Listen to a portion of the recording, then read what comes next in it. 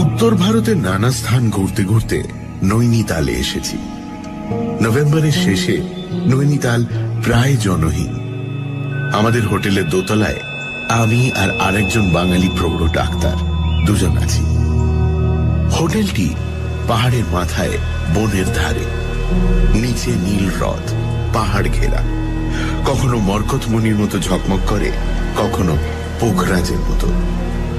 রৌদ্র তপ্ত সুনির্মল দিন, জ্যোৎস্নাময় সুশীতল পাণ্ডুর রাত্রি, চারিদিকে অপূর্ব নিস্তব্ধতা।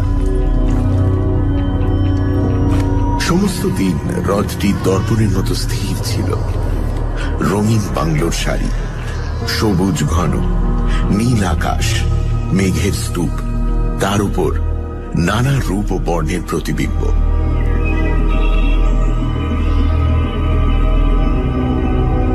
সন্ধেবেলায় পশ্চিম আকাশে মেঘপুঞ্জের রঙের ঠেলাঠেলি। আকাশ হোলি খেলায় মেতে উঠল। হ্রদ সুবর্ণবর্ণ। তারপর পাইন বনের পেছনে চাঁদ উঠল। পাহাড়ের তলায় ঘন অন্ধকারময় হ্রদ, রহস্যময়ী নারীর কালো চোখের মতো। ডিনার খেয়ে যখন ঘরের সামনে কাঁচ ঘেরা বারান্দায় বসলুম, বৃষ্টি পড়ছে। চারিদিকে ঘন অন্ধকার। দেবদারু বন আন্দোলিত করে ঝোড়ো বাতাস উঠছে চাপা কান্নার মতো।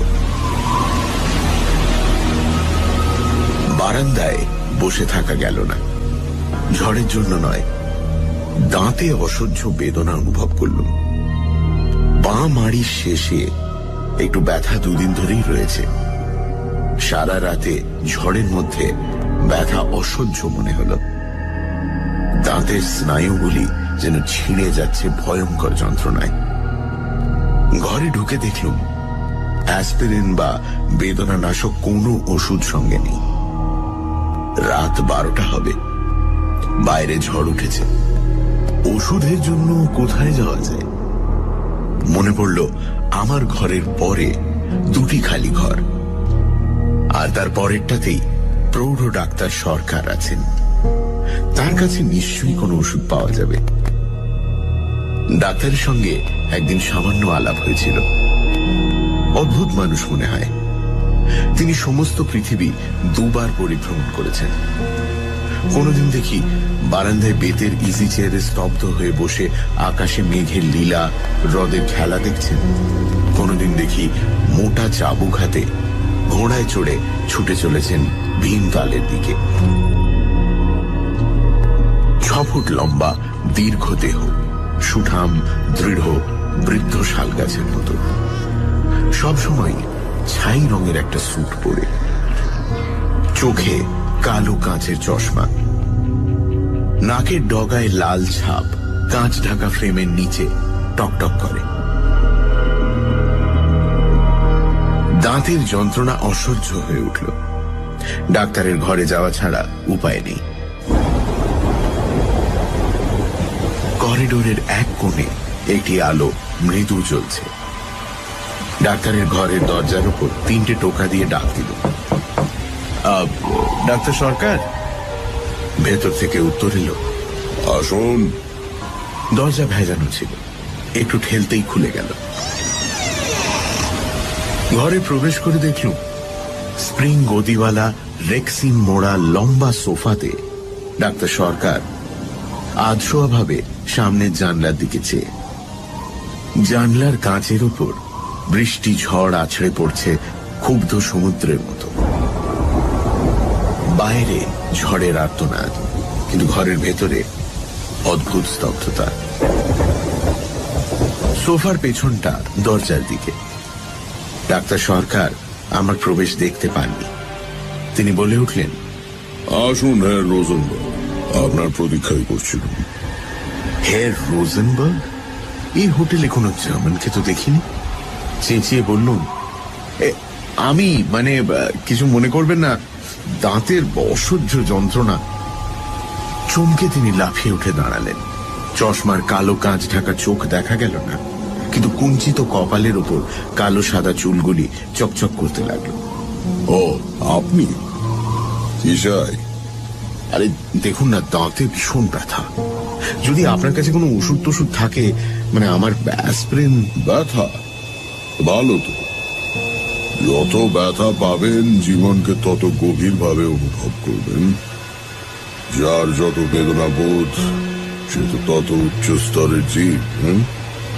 দেখুন, ডাক্তার যদি দার্শনিক হয়ে ওঠেন, রোগীর অবস্থা বড় সঙ্গীন হয়।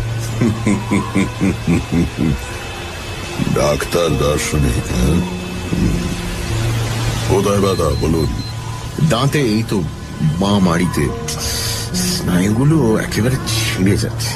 থাক, ব্যথার বর্ণনা করতে হবে না, আমি বুঝেছি। বসুন বসুন, ওই সোফায় বসুন। কি লেখার আপনি ভালোবাসেন? কুমেল, বেনেডিক্টাইন? আমার কাছে কয়েক রকম আছে মাত্র। সামনে ছোট টেবিলে নানা বর্ণ ও আকৃতির বোতল ও ছোট বড় লিকার গ্লাস। না না, আমি কিছু খাই না। খান না? খেলে দাঁতের ব্যথা হতো না। খুব যন্ত্রণা হচ্ছে দেখছি। হ্যাঁ, দেখি একটা ওষুধ আছে। ডাক্তার সরকার লিখবার টেবিলের ড্রয়ার থেকে একটা ছোট শিশি বের করলেন। শিশি থেকে দুটো চ্যাপ্টার ট্যাবলেট একটা মাঝারি গ্লাসে রাখলেন। তারপর একটা বড় বোতল থেকে সোনালী তরল পদার্থ গ্লাসে ঢেলে দিলেন। গ্লাসটা নেড়ে আমায় দিয়ে বললেন, খেয়ে ফেলুন। একটু হালকা ওয়াইন মিশিয়ে দিলাম, ওতে ওষুধের কাজ ভালোই হবে। আর আমার ঘরে জল নেই, চাকরটা সন্ধ্যে থেকে পলাতক। ভাবুন, ওষুধের অনুপান হচ্ছে দক্ষিণ ফ্রান্সের সূর্যলোক পুষ্ট রক্তিম দ্রাক্ষারস। ব্যথা দূর করার জন্য তখন কেউ হাতে বিষ দিয়ে দিলেও খেয়ে ফেলত। ট্যাবলেট মেশানো ওয়াইন এক চুমুকে খেয়ে ফেলল। ডাক্তার সরকার আমার মুখোমুখি বসলেন, সোফায় হেলান দিয়ে। ছোট গ্লাস থেকে এক চুমুক ওয়াইন খেয়ে বললেন, কেমন মনে হচ্ছে? ব্যথা একটু কম মনে হচ্ছে। বাস, তাহলেই হলো। বেদনা হয়তো আপনার আগেকার মতোই আছে, তবে ওই যে মনে হচ্ছে বেদনা নেই, তাহলেই হলো। আসল হচ্ছে মন। মন দিয়ে যা অনুভব না করি তাই বসুন, গল্প করা যাক। এই ঝড়ের রাত্রে কি আর এখন ঘুম হবে? তো বেশ, তো আপনি একটা গল্প বলুন না। আপনার জীবনে তো অনেক অভিজ্ঞতা, কত দেশ, কত রকম মানুষ দেখেছেন। তারপর আপনি ডাক্তার, কত রকমের রোগী। ডাক্তারের রোগী দেখা ক্লিনিক্যাল আই দিয়ে দেখা, সত্যিকারের দেখা নয়। যে দেখায় বেদনা নেই, হৃদয়ের ব্যথা নেই, আতঙ্ক নেই, সে দেখা সত্যি দেখা নয়। কিন্তু দেখায় আনন্দও তো থাকতে পারে। হ্যাঁ, কিন্তু সব গভীর আনন্দের সঙ্গেই তীব্র বেদনা রয়েছে। শুধু মানুষের মনের ব্যথা নয়, দেহের ব্যথাকেও যত রকম ভাবে, যত নতুন নতুন করে জানতে পারবেন, জীবনকে তত গভীরভাবে জানবেন, প্রাণের মর্মস্থলে গিয়ে পৌঁছবেন। এই দেহ মনের বেদনার অভিজ্ঞতায় আমাদের সত্তা গড়ে ওঠে, আমাদের ব্যক্তিত্ব প্রকাশিত হয়। আপনার জীবনে তো বহু অভিজ্ঞতা আছে মনে হয়। নব নব অনুভূতি লাভের তৃষ্ণা আমাকে সারা জীবন দিশেহারা করেছে। ডাক্তার রূপে আমাকে দেখতে হয়েছে মানুষের দেহ মনের ভাঙনের রূপ, তারপর বেদনার মুক্তি। সেজন্য প্রকৃতি বা মানব সৃষ্ট পরিপূর্ণ সৌন্দর্য দেখবার জন্য আমি দেশ হতে দেশান্তরে করেছি। দেহের সমস্ত স্নায়ু, শিরা, উপশিরায় রক্তস্রোত দিয়ে প্রাণের গতি, উল্লাস, আনন্দময় অভিব্যক্তি অনুভব করতে চেয়েছি। এমনি ঝড়ের রাত্রে আমি সাঁতরে পদ্মা পার হয়েছি, বন্যায় নগর গ্রাম ভেসে যেতে দেখেছি। কারাকোরাম পর্বতের 17,000 ফিট উঁচুতে তুষার নদী পার হয়ে কাশ্মীর হতে খোটান গেছি। মোটর কারে সাহারা মরুভূমি অতিক্রম করেছি। ইউগান্ডার জঙ্গলে সিংহ মেরেছি। কত অপূর্ব বস্তু, কত অপরূপ দৃশ্য চোখের সামনে ভেসে ওঠে। শ্রীনগরের ডাল হ্রদে রঙিন সন্ধ্যা, শীতের সুইজারল্যান্ডে জ্যোৎস্না রাত্রে তুষার শুভ্রতায় স্লেজ চালানো, লিডোতে ভূমধ্য সাগরের সমুদ্র তীরে সূর্যালোক পান, নিউ ইয়র্কের ফিফথ অ্যাভিনিউয়ের জনতা, জঙ্গল বেষ্টিত অ্যাঙ্কর বাট, বেলজিয়ামের যুদ্ধ ট্রেঞ্চ, অন্ধকার রাত্রে তাজমহল, প্রয়াগে কুম্ভ মেলা, মিসিসিপির ঘন অরণ্য, প্রশান্ত মহাসাগরের উপর এরোপ্লেন, এই সব অভিজ্ঞতা আমার আত্মাকে মূর্ত করেছে বটে, কিন্তু আমার সত্তার বিকাশ হয়েছে মানব অন্তরের বেদনাময় অনুভূতিতে। ডাক্তার সরকার চুপ করলেন। ঝোড়ো বাতাসে কাঁচের জানলা ঝনঝন করে উঠল। অন্ধকার আকাশের এক প্রান্ত থেকে অপর প্রান্ত বিদ্যুৎ চমকে গেল। ঘন নীল পর্দা ঘেরা আলো কেঁপে কেঁপে উঠল। আমি ধীরে বললাম, আচ্ছা, আপনি হের রোজেনবার্গ বলে কারোর জন্য অপেক্ষা করছিলেন কি? ডাক্তার সরকার চমকে সোজা হয়ে বসলেন। তার চশমার কাঁচ চকচক করতে লাগলো অন্ধকার রাত্রে কালো চোখের মতো। বোতল থেকে একটু ওয়াইন ঢেলে পান করে কিছুক্ষণ চুপ করে বসে রইলেন। তারপর আমার দিকে চুরুটের বাক্স এগিয়ে দিয়ে বললেন, একটা চুরুট দাঁড়ান, গল্পটা আপনাকে তাহলে বলি। লুনসেনে ডাক্তারি পরীক্ষা পাশ করে আমি কিছুদিন সুইজারল্যান্ডে ড্যাভোসে একটা যক্ষা স্যানিটোরিয়ামে কাজ করি। এমনি নভেম্বর মাসের শেষাশেষি একবার ডাভোস থেকে প্যারিসে আসি। গার্দলিয়াতে যখন নামলুম রাত 11টা হবে। পুলিকে জিনিস বুঝিয়ে দিচ্ছি, ওভারকোটের ওপরে কে থাপ্পড় মারল। আরে ডাক্তার যে! ফিরে দেখি রিচার্ড রোজেনবার্গ, আমার স্যানিটোরিয়ামের একটি রোগী। লোকটির বয়স 40-এর কাছাকাছি হবে। দেখতে আমার চেয়েও লম্বা, বহুদিন রোগে ভুগে শীর্ণ শুষ্ক মুখ, চোখে একটা তীব্র ক্ষুধিত দৃষ্টি। তার বাঁ পায়ের গোড়ালি এক হাড়ে যক্ষা। 6 বছর স্যানিটোরিয়ামে বাস করার পর সেরে গেছে। এখন ক্রাচের সাহায্যে বাঁ পা তুলে খটখট করে ঘুরে বেড়ায়। লোকটি জাতি সুইস, তার পূর্বপুরুষ এসেছিলেন নরওয়ে থেকে। জুরিখে এক ধনী মহাজনের একমাত্র সন্তান। অবাক হয়ে বললাম, আপনি এখানে? পরশু আপনার জ্বর হয়েছিল, আপনার তো স্যানিটোরিয়াম থেকে বার হওয়া বারণ। আরে আমি পলাতক ডাক্তার, আমি পলাতক। প্রাণ হাঁপিয়ে উঠেছিল।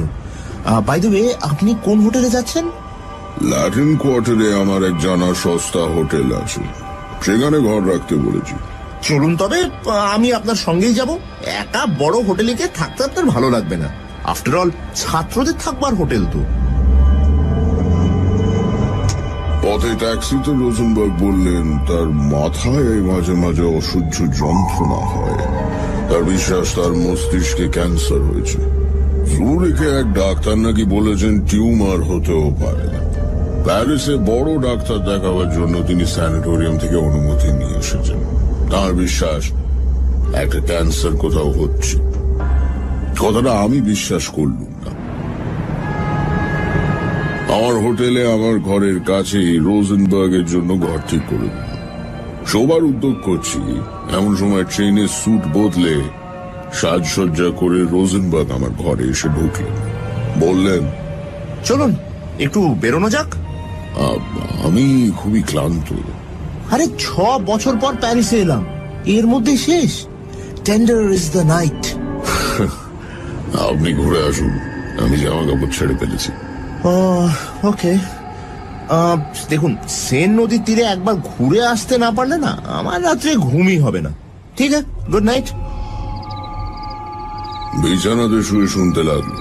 হ্যাঁ, রোজেনবার্গ সরু সিঁড়ির কাঠের ওপর কাচের খটখট শব্দ করে দ্রুত নেমে যাচ্ছেন। প্যারিসের পথে আনন্দ লাভের সন্ধানে। পরদিন সকালে খবর নিয়ে জানলুম রোজেনবার্গ অকাতরে ঘুমোচ্ছেন।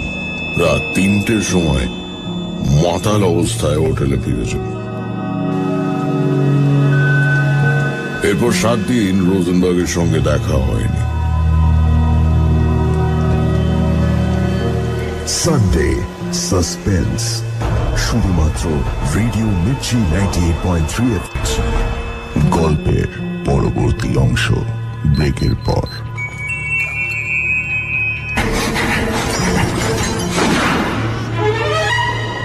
সানডে সাসপেন্স, শুধুমাত্র রেডিও মির্চি 98.3 FM এ।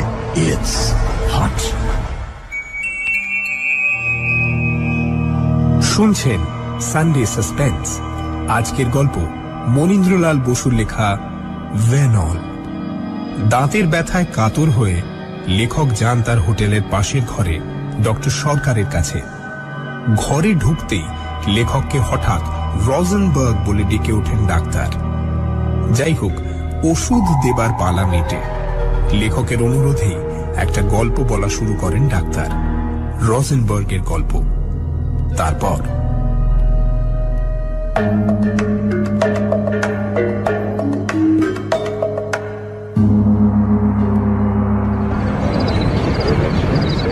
রাত্রে পুচিনি টস্কা দেখে অপেরা থেকে রাস্তায় বেরিয়েছি। ওভারকোটের ওপর একটা থাপ্পড় মেরে কে বলল, আরে ডাক্তার! পেছনে ফিরে দেখি রিচার্ড রোজেনবার্গ। আরে ডাক্তার, কেমন লাগলো অপেরা? চমৎকার। চলুন তবে, কাছেই একটা ইটালিয়ান রেস্টুরেন্ট আছে, চমৎকার মোজেল মদ রাখে। 1913 সালের যুদ্ধে ঠিক আগের বছরের মোজেল মদ। আপনি না এলে আমি কিন্তু সত্যিই দুঃখিত হব। অপেরার সঙ্গীত তখন আমার কানে বাজছে। বললুম, চলুন আজ রাত্রে একটু হল্লা করা যাক। হ্যাঁ,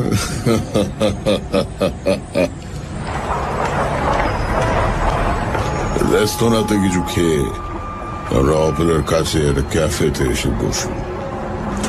পথের ফুটপাথের অর্ধেক জুড়ে টেবিল চেয়ারের সারি, বাস দিয়ে নানা সজ্জার নরনারীর স্রোত অবিরাম বয়ে চলেছে। রোজেনবার্গ, প্যারিসের জীবন কেমন উপভোগ করছো? বড্ড ব্যথা, মাথার মধ্যে না ভীষণ ব্যথা হয়। পকেট থেকে সেটি ছোট শিশি বের করে ছোট টেবিলের উপর রাখলো। কিছুক্ষণ পর শিশি থেকে 2টো ট্যাবলেট বের করে কফির সঙ্গে মিশিয়ে খেয়ে ফেলল। 2 ঘন্টা অন্তর অন্তর এই অ্যাসপিরিন খাচ্ছি, না হলে না এই যন্ত্রণায় মরে যাব। কোনো ডাক্তার দেখালে? হ্যাঁ, দেখিয়েছি। ডক্টর লেভি বললেন মাথায় নয়, পেটে লিভারের কাছে টিউমার মনে হচ্ছে, ক্যান্সারের পূর্ব লক্ষণ হতে পারে। তবে তবে আমি জানি ওটা ক্যান্সার হবেই। ক্যান্সারে আমার মা মারা গেছেন। ওহ, সে কি অসহ্য যন্ত্রণা! হঠাৎ সে থামল। দেখলুম জ্বালাময় তীক্ষ্ণ দৃষ্টিতে পথের সুসজ্জিতা বার বিলাসিনীর দিকে সে চেয়ে আছে। 3 সুন্দরী মেয়ে চলেছে শিকারের সন্ধানে। রোজেনবার্গের চেয়ারের পাশে খাড়া করা ক্রাচ দুটির দিকে ব্যাকা দৃষ্টিতে চেয়ে তারা চলে গেল। রোজেনবার্গের শীর্ণ মুখ আরো কালো হয়ে উঠল। বললুম, ডাক্তাররা তো নিশ্চিত রূপে কিছু বলছেন না। নিশ্চিতভাবে কে কি বলতে পারে?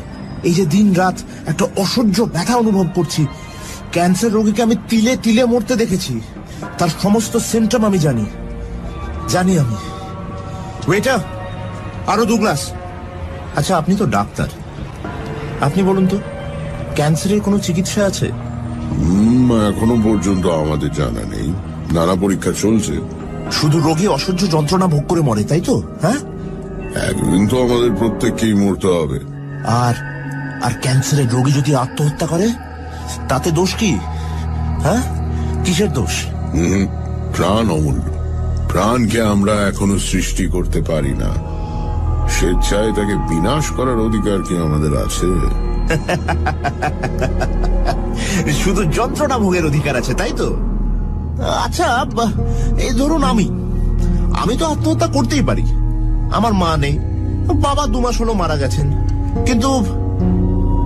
কিন্তু আমার এক বুড়ি দিদিমা আছেন। আমি কিছু করে বসলে তিনি মনে বড় আঘাত পাবেন। হ্যাঁ, আঘাত পাবেন। ওয়েটার, এই নোটটা একটু ভাঙিয়ে আনো তো দেখি। ক্যাফের এক ওয়েটার আমাদের কাছে এগিয়ে এলো।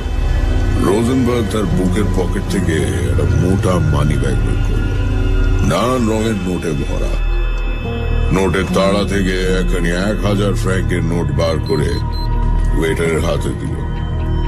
তারপর মানি ব্যাগটা খুলে টেবিলের উপর রাখল। শুধু ক্যাফের নয়, রাস্তার লোকেও দেখতে পেল নোট ভরা মানি ব্যাগ টেবিলের উপর পড়ে আছে। ব্যাগটা তুলে রাখো রিচার্ড। ডাক্তার, জানো তো এই ব্যাগে 30,000 ফ্রাঁ আছে। 30,000 ফ্রাঁ। রোজেনবার্গ কথাগুলো এত জোরে বলল যে রাস্তার লোকও শুনতে পেল। ক্যাফের লোকেরা আমাদের টেবিলের দিকে অবাক হয়ে চেয়ে রইল। আস্তে, চেঁচামেচি করছো কেন? ব্যাগটা পকেটে রাখো। এত টাকা পকেটে নিয়ে প্যারিসের রাস্তায় এরম ভাবে করার মানে কি? মানে কি, তাই তো? বেশ বলেছো ডাক্তার। আচ্ছা, তোমাকে ধাঁধা দেওয়া যাচ্ছে, উত্তর দাও। একটা লোক 30,000 ফ্রাঁ পকেটে নিয়ে সবাইকে দেখিয়ে প্যারিসের রাস্তায় ঘুরে বেড়াচ্ছে কেন? জীবনটা একটা গোলক ধাঁধা নয় কি? একবার প্রবেশ করলে সব সময় বের হওয়ার রাস্তা খুঁজে পাওয়া যায় না ডাক্তার। দেখো, এর চেয়ে কম টাকার জন্য প্যারিসের পথে লোক খুনও হয়েছে। বাহ, বেশ বলেছো তো। শোনো ডাক্তার, তোমার সঙ্গে আমার দেখা হয়ে খুব ভালো হলো, জানো তো। আমার যেরকম শরীরের অবস্থা, যে কোনো সময় কিছু ঘটতে পারে। আমার যদি হঠাৎ কিছু হয়, দেখো আমি এখন লক্ষপতি কিন্তু, হ্যাঁ, তাহলে আমার যদি কিছু হয় না, আমার সম্পত্তির অর্ধেক আমি এক ক্যান্সার রিসার্চ হসপিটালে দিয়ে যেতে চাই। আমার একটা উইলও আছে, স্যানিটোরিয়ামে আমার ঘরে নয়, এক জায়গায় লুকোনো আছে, সেটা তোমায় বলে যেতে চাই। হঠাৎ রোজেনবার্গ চুপ করে পথের দিকে চাইল। আমাদের কাছ দিয়ে একটি যুবক ও যুবতী যাচ্ছিল। যুবকটি কদাকার ভীম প্রকৃতির দেখতে, প্যারিসের গুন্ডা দলের মনে হয়। যুবতী কিন্তু পরমা সুন্দরী, সদ্য প্রস্ফুটিত শ্বেত পদ্মের মতো স্নিগ্ধ লীলায়িত মূর্তি। রোজেনবার্গ দাঁড়িয়ে তাদের দিকে ডাকলেন, ম্যাডাম। মেয়েটি হেসে এগিয়ে এলো। আমাদের টেবিলে আমাদের দুজনের মধ্যে চেয়ারে এসে বসলো। যুবকটি কিন্তু কোথায় সরে পড়ল। হ্যালো ম্যাডাম, কি খাবেন বলুন? চলো এক রেস্তোরাঁতেই যাওয়া যাক, সন্ধ্যে থেকে খাইনি, বড় খিদে পেয়েছে। মহিলার 2 চোখে কৌতুকময় হাসি।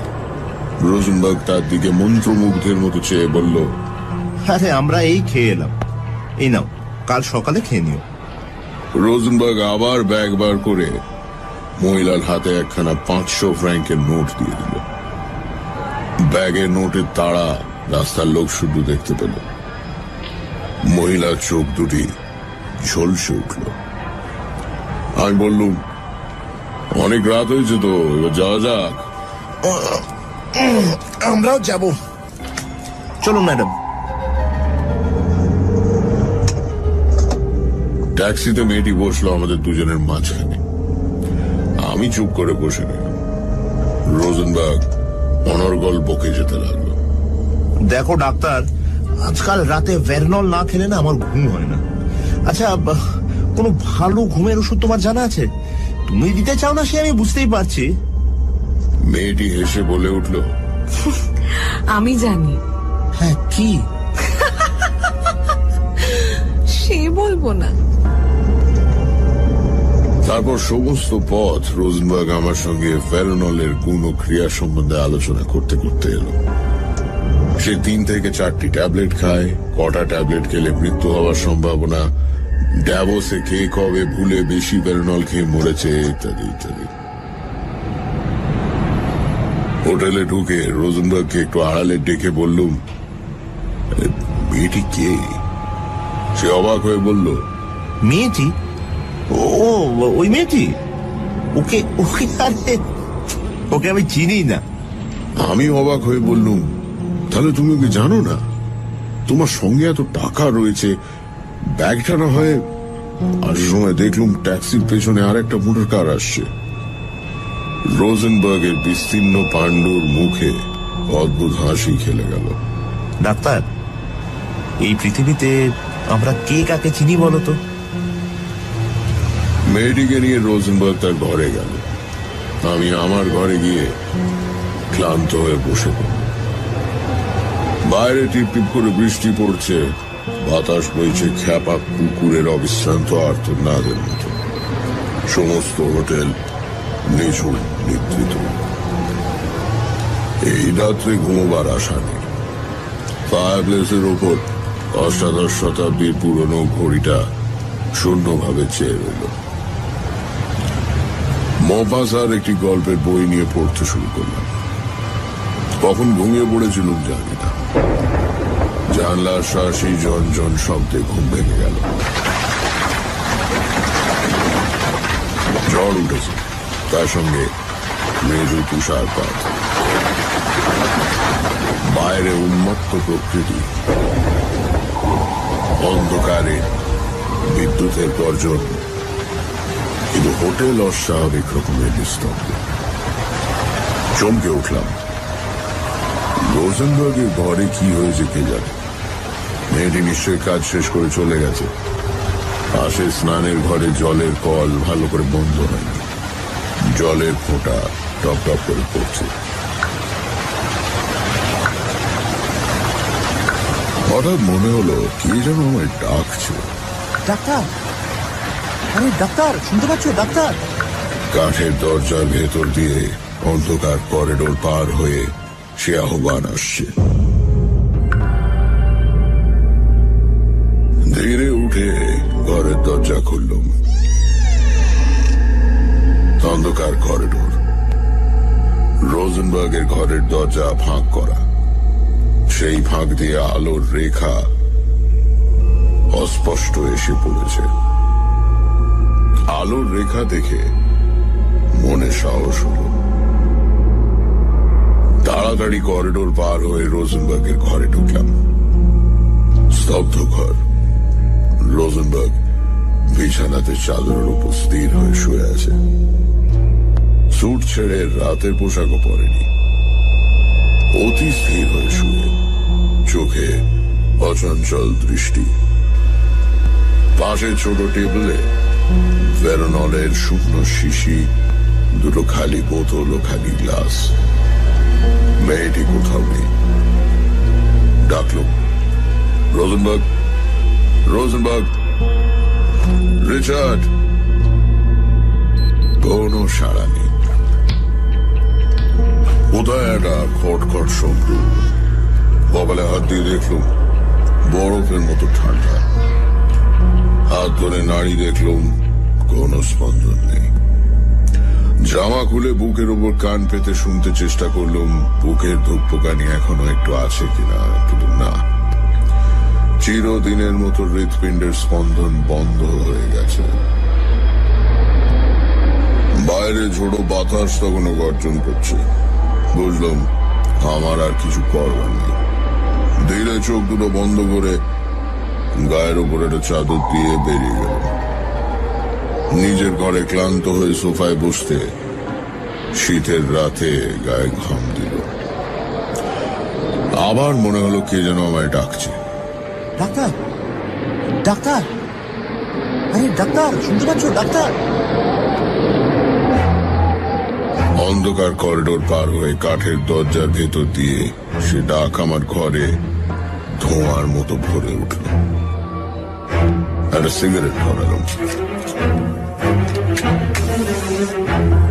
একটা জানলা খুলে দিল।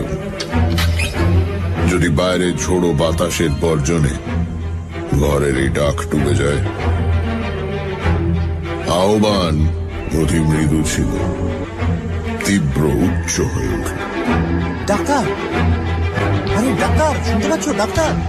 শুধু আমার নাম ডাকা নয়, সিঁড়ির কাঠের ধাপের উপর ক্রাচের খটখট শব্দে সুপ্ত হোটেলের স্তব্ধতা কেঁপে উঠছে। ডাক্তার, আরে ডাক্তার, শুনতে পাচ্ছ ডাক্তার?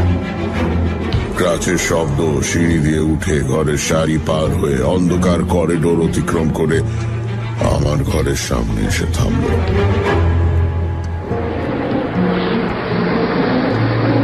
ঘরের দরজার ওপর 3টে টোকা পড়ল। আরে ডাক্তার! তখন আতঙ্কে মূর্ছা যাওয়া উচিত ছিল, কিন্তু আমি আতঙ্ক রস অনুভব করার চেষ্টা করছিলাম। রিচার্ড রোজেনবার্গের প্রেতাত্মাকে দেখতে আমি প্রস্তুত।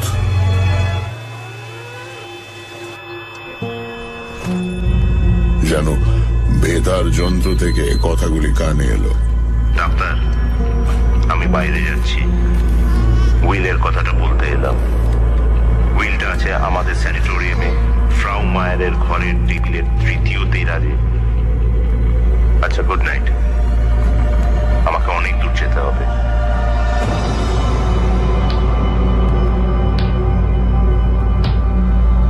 মূর্তি মিলিয়ে গেল। অন্ধকারে বিমূঢ় চোখে চেয়ে রইল। খটখট শব্দ দূর হতে দূরে চলে যাচ্ছে।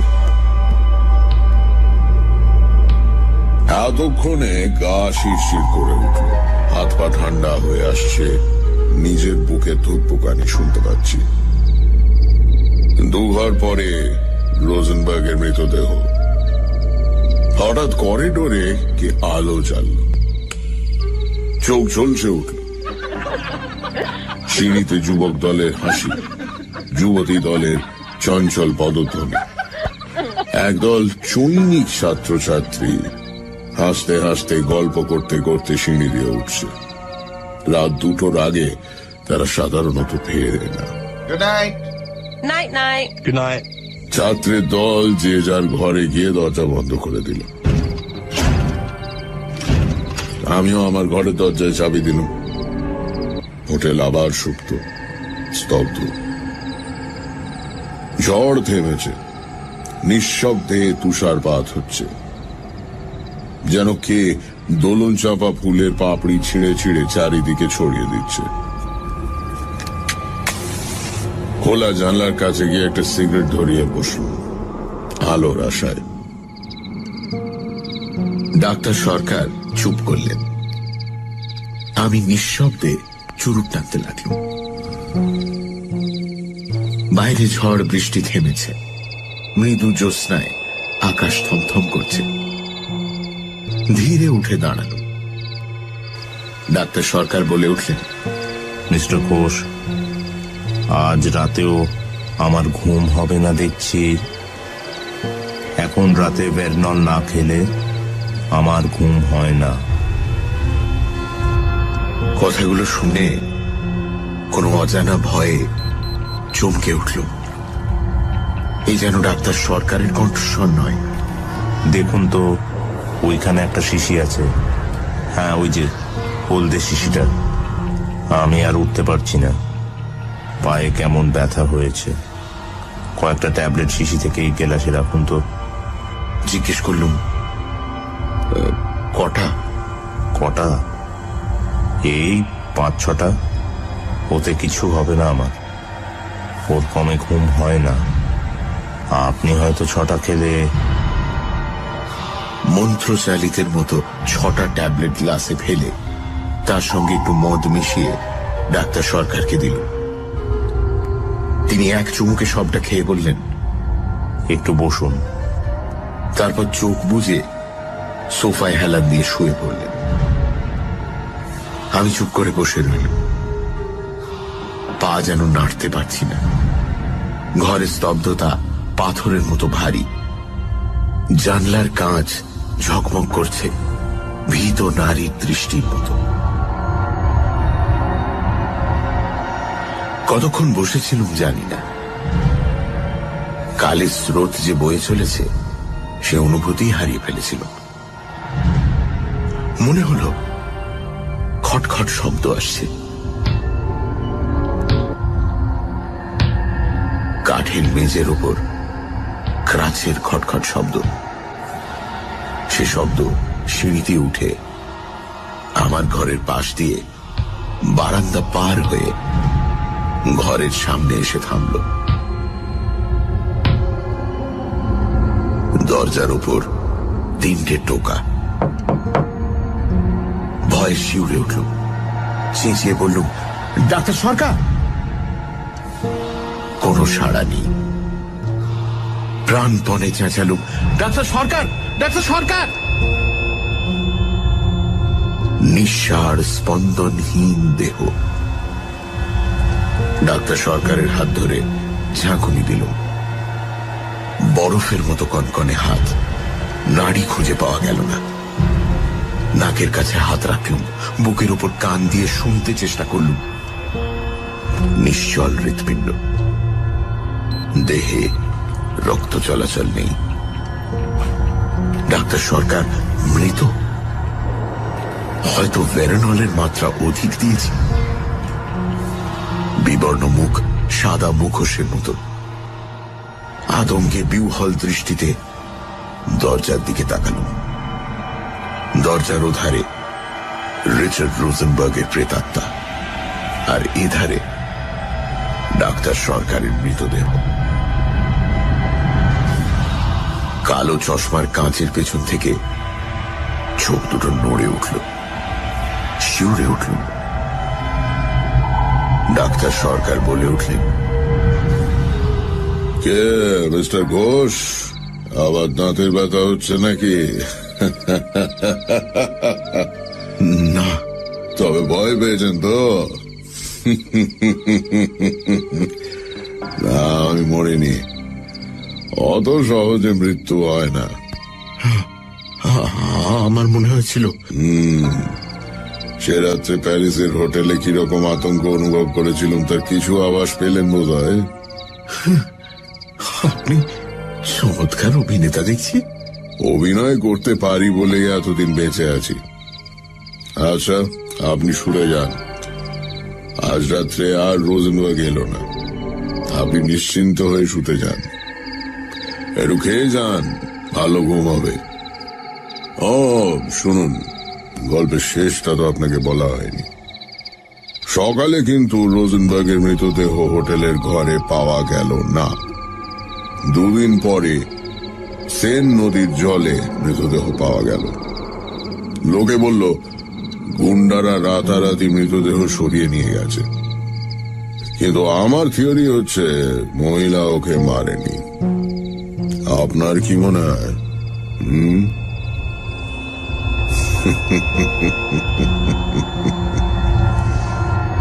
আমি কোনো উত্তর না দিয়ে চলে এলাম। ঘরে এসে খোলা জানলার পাশে বসলুম। হ্রদের জলে জ্যোৎস্নার ঝিকিমিকি। ভাবতে লাগলুম, ডাক্তার সরকার কি উন্মাদ, না বানিয়ে গল্প বলতে ওস্তাদ?